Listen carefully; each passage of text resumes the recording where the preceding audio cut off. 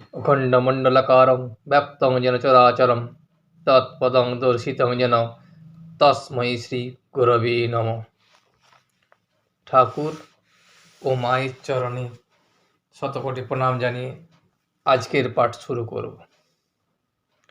আজ আমরা পাঠ করব অষ্টাদশ খণ্ডের দ্বিতীয় পরিচ্ছেদ।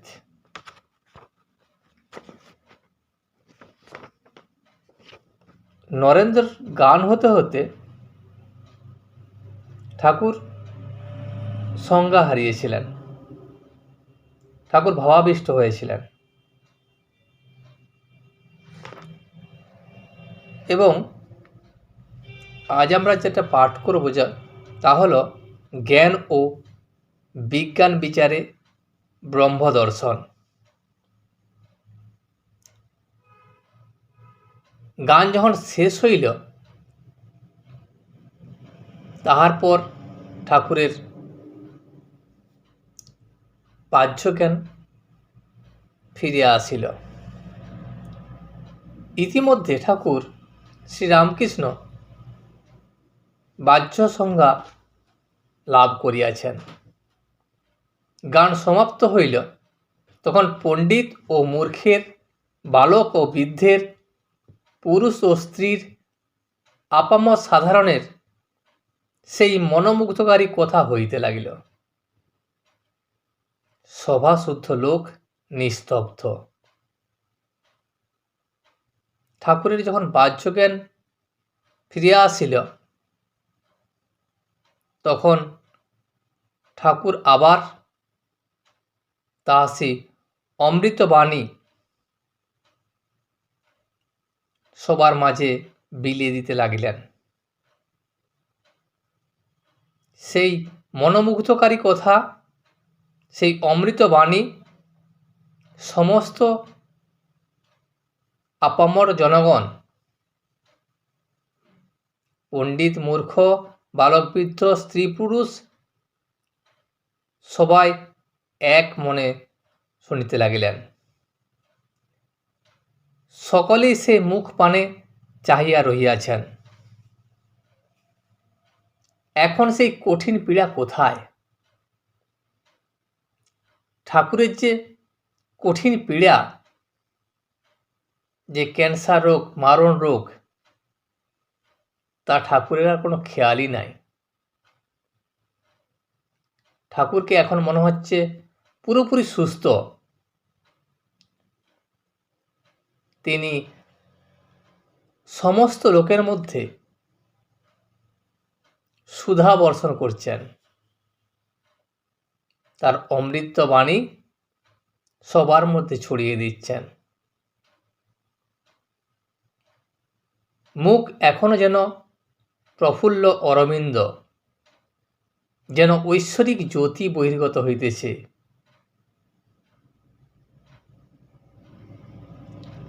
ঠাকুরের যে ভাব আসিয়াছিল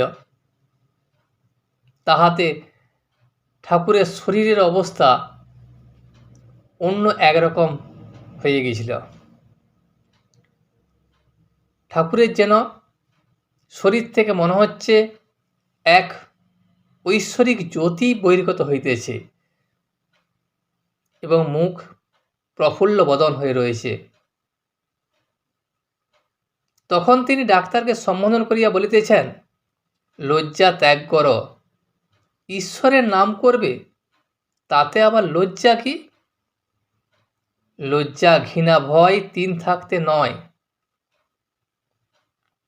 আমি এত বড় লোক, আমি হরি হরি বলে নাচব? বড় বড় লোক একথা শুনলে আমায় কি বলবে? যদি বলে, ওহে ডাক্তারটা হরি হরি বলে নেচেছে, লজ্জার কথা। এ ভাব ত্যাগ করো। তোমার মধ্যে যে অভিমান আছে, যে লজ্জা আছে, সেই লজ্জা ত্যাগ করে যদি ঈশ্বরের নাম করতে চাও, সে লজ্জা তোমার মধ্যে রেখো না। তোমার মনে যদি অহংকার থাকে, আমি বড় লোক,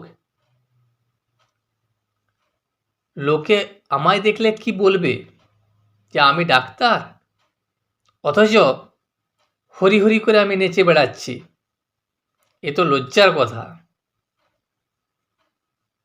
এই ভাব রাখলে ঈশ্বরকে ডাকা হয় না। তাহলে তুমি ঈশ্বর দর্শন কোনোদিনই করতে পারবে না। এই ভাব ত্যাগ করো। তখন ডাক্তার বলিলেন, আমার ওদিক দিয়ে যাওয়া নাই, লোকে কি বলবে আমি তা তোয়াক্কা রাখি না। আমি লোকে কখন কি বলল সে কথা আমি ভাবি না। আমি লোকের কথা কিছু মনে করিনি। আমার যেটা মনে হয় আমি সেটাই করি। ঠাকুর বললেন, তোমার ওটি খুব আছে, তোমার লজ্জা ভয়, সে ভয় খুব আছে। সে লজ্জা ভয়ের জন্যই তুমি সব কিছু চেপে রাখো। দেখো, জ্ঞান অজ্ঞানের পার হও, তবে তাকে জানতে পারা যায়।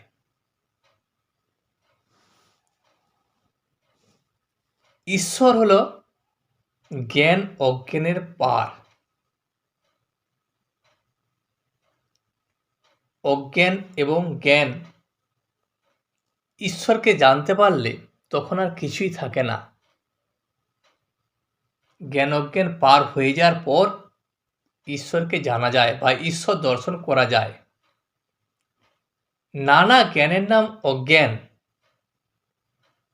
আবার পাণ্ডিত্যের অহংকারও অজ্ঞান। এক ঈশ্বর সর্বভূতে আছেন, এই নিশ্চয়ই বুদ্ধির নাম জ্ঞান। যদি তোমার অনেক ধরনের জ্ঞান থাকে, সেটিও প্রকৃত জ্ঞান নয়, সেটি হলো অজ্ঞান।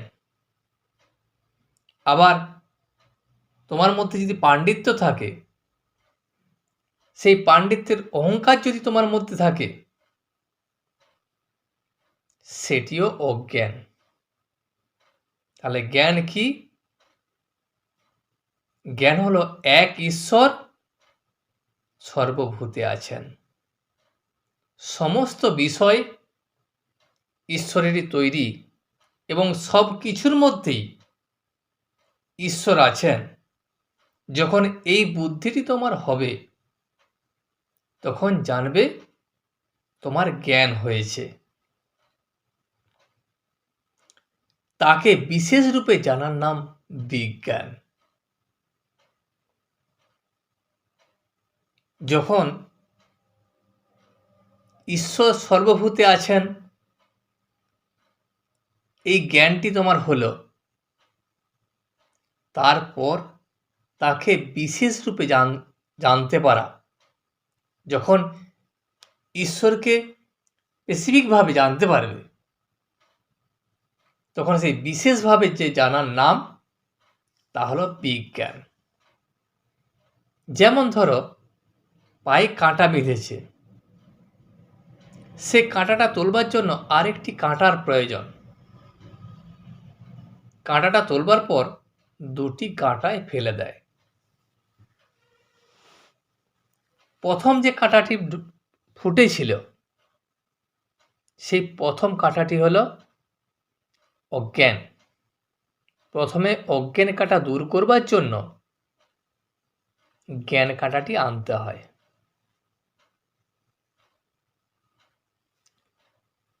অজ্ঞানকে তাড়িয়ে দেবার জন্য জ্ঞানের প্রয়োজন। যদি অজ্ঞান দূরীভূত না হয়, যদি জ্ঞান না আসে, তাহলে অজ্ঞান দূরীভূত হবে না। তাই অজ্ঞানকে উপড়ে ফেলার জন্য জ্ঞান প্রয়োজন। তারপর জ্ঞান অজ্ঞান দুইটি ফেলে দিতে হয়। তিনি যে জ্ঞান অজ্ঞানের পার। যখন ঈশ্বরের দর্শন হয়, জ্ঞান অজ্ঞান এই দুই পার হয়ে যাওয়ার পর তারপর ঈশ্বরের দর্শন হয়। তখন আর জ্ঞান অজ্ঞান বলে কিছু থাকে না। সব কিছু পার হয়ে যাওয়ার পর তারপর ঈশ্বর দর্শন হয়। লক্ষ্মণ বলেছিলেন, রাম, এ কি আশ্চর্য! এত বড় জ্ঞানী স্বয়ং বশিষ্ঠদেব পুত্রশোকে অধীর হয়ে কেঁদেছিলেন। বশিষ্ঠদেব, যিনি খুব বড় জ্ঞানী মুনি ঋষি, বশিষ্ঠদেব তিনি যখন পুত্রশোক হয়েছিল, সেই বশিষ্ঠদেবও এত বড় জ্ঞানী হয়েও তিনি অধীর হয়ে কেঁদেছিলেন পুত্রশোকে। লক্ষ্মণ সেই কথাই জিজ্ঞাসা করলেন রামকে, যে তিনি তো এত বড় জ্ঞানী, অথচ এই সংসারের মায়া, শোক, দুঃখ সেসব কি এখনো বশিষ্ঠদেবের মধ্যে আছে? তখন রাম বলিলেন, ভাই, যার জ্ঞান আছে তার অজ্ঞানও আছে, যার এক জ্ঞান আছে তার অনেক জ্ঞান আছে, যার আলোবোধ আছে তার অন্ধকার বোধও আছে। ব্রহ্ম জ্ঞান অজ্ঞানের পার, পাপ পুণ্যের পার, ধর্মাধর্মের পার, সূচি অসুচির পার। ব্রহ্ম এমন একটা জিনিস যে সব কিছু পেরিয়ে তারপর ব্রহ্মের ঠিকানা পায়, ব্রহ্মের দেখা পায়, বা ব্রহ্মকে জানতে পারে, বা ব্রহ্ম জ্ঞানী হয়। সেখানে পাপ পুণ্য, ধর্মাধর্ম সব কিছু, সূচি অসুচি সব কিছু বাদ পড়ে যায়। যে ব্রহ্মজ্ঞানী হয়, ব্রহ্মকে জানতে পারে, তার মধ্যে কোনো কিছু থাকে না। সে পাপ পুণ্য ওসব মানে না, সে ধর্মাধর্ম কিছু মানে না, এই ধর্ম বড় ওই ধর্ম ছোট এইসবও কিছু মানে না, বা সূচি অসুচি তাও সে মানে না।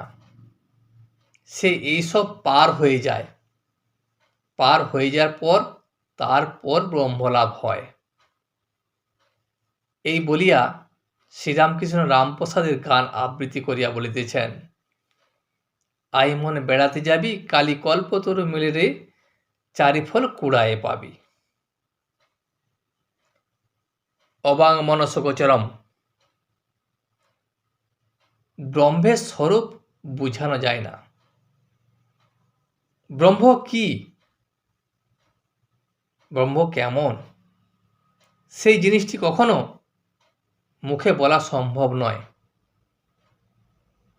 ব্রহ্মের যে স্বরূপ আজ পর্যন্ত কেউ মুখে বলতে পারেনি। শ্যাম বসু বললেন, দুই কাঁটা ফেলে দেওয়ার পর কি থাকবে? যদি জ্ঞান অজ্ঞান দুটোই ফেলে দেওয়া হলো,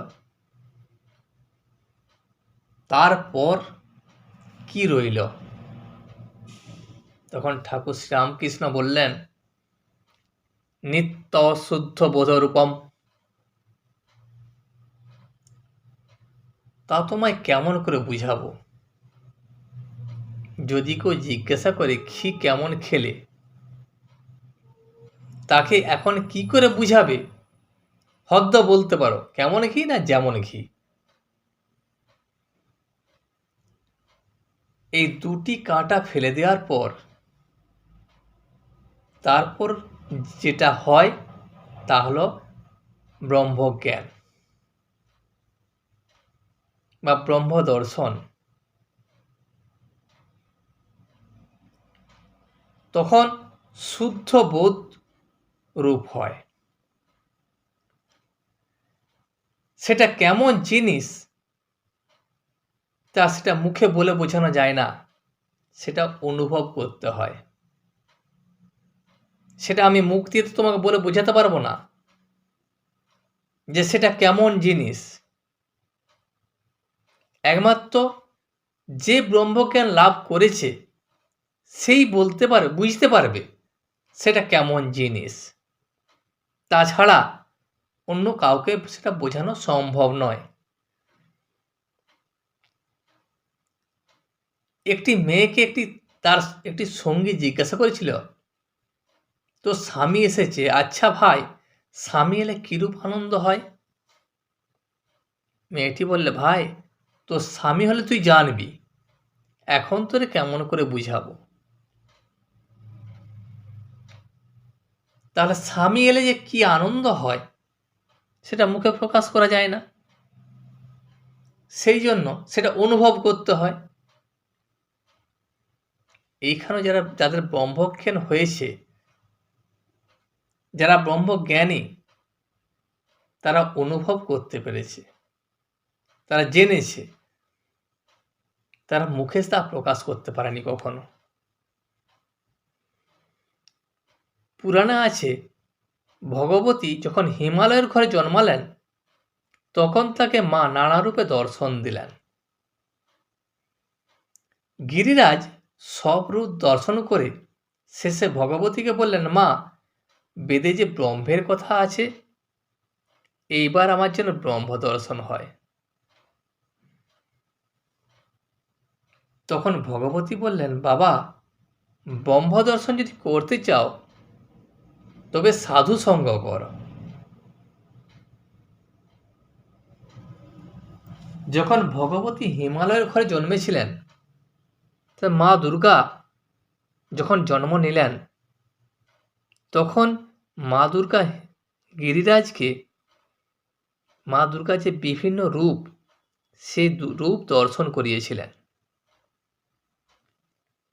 সমস্ত রূপ যখন দর্শন করলেন গিরিরাজ, দর্শন করার পর তিনি ভগবতীকে বললেন, মা, বেদে যে ব্রহ্মের কথা আছে, আমি সেই ব্রহ্ম দর্শন করতে চাই। তখন ভগবতী বললেন, ব্রহ্ম দর্শন সাধারণভাবে সম্ভব নয় বাবা। ব্রহ্ম দর্শন যদি করতে চাও তাহলে সাধু সঙ্গ করো। সাধু সঙ্গ করলেই ব্রহ্ম কি জিনিস তা আস্তে আস্তে বুঝতে পারবে। ব্রহ্ম কি জিনিস তা মুখে বলা যায় না। একজন বলেছিল, সব উচ্ছিষ্ট হয়েছে, কেবল ব্রহ্ম উচ্ছিষ্ট হয় নাই। এর মানে এই যে বেদ, পুরাণ, তন্ত্র আর সব শাস্ত্র মুখে উচ্চারণ হওয়াতে উচ্ছিষ্ট হয়েছে বলা যেতে পারে, কিন্তু ব্রহ্ম কি বস্তু কেউ এ পর্যন্ত মুখে বলতে পারে নাই।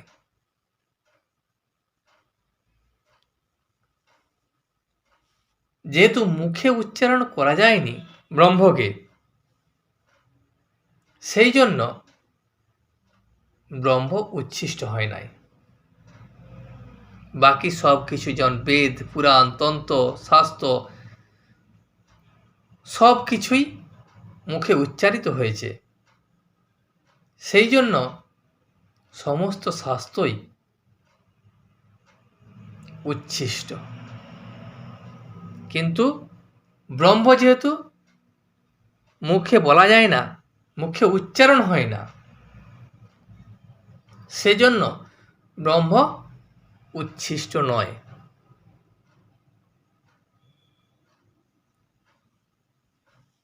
আর সচ্চিদানন্দের সঙ্গে ক্রীড়ারমণ যে কি আনন্দের, তা মুখে বলা যায় না, তা খালি অনুভব করতে হয়। সচ্চিদানন্দের সঙ্গে মিলন, সচ্চিদানন্দের সঙ্গে ক্রীড়ারমণ, এই জিনিস যার হয়েছে সেই বুঝতে পারে এটা যে কত আনন্দের। সে আনন্দের সীমা নাই, সে আনন্দ কাউকে বোঝানো যায় না, তাকে মুখে বলাও যায় না এবং বোঝানোও যায় না। এই আনন্দ অনুভব করতে হয়। যার হয়েছে সে আনন্দ, সেই জানে যে সচ্চিদানন্দের সঙ্গে মিলন, সচ্চিদানন্দের সঙ্গে ক্রীড়া রমণ কি জিনিস। আজ এই পর্যন্তই। ভিডিওটি শেষ পর্যন্ত দেখার জন্য আপনাকে অসংখ্য ধন্যবাদ। ভিডিওটি যদি আপনার ভালো লেগে থাকে তাহলে একটা লাইক, কমেন্ট এবং বন্ধুর সাথে শেয়ার করে দেবেন। সাবস্ক্রাইব করে পাশে থাকা বেল আইকনটি বাজিয়ে দেবেন, যাতে আপনাদের নতুন ভিডিওগুলি সর্বপ্রথম আপনার কাছে পৌঁছে যায়। জয় শ্রী রামকৃষ্ণ, জয় শ্রী রামকৃষ্ণ, জয় শ্রী রামকৃষ্ণ।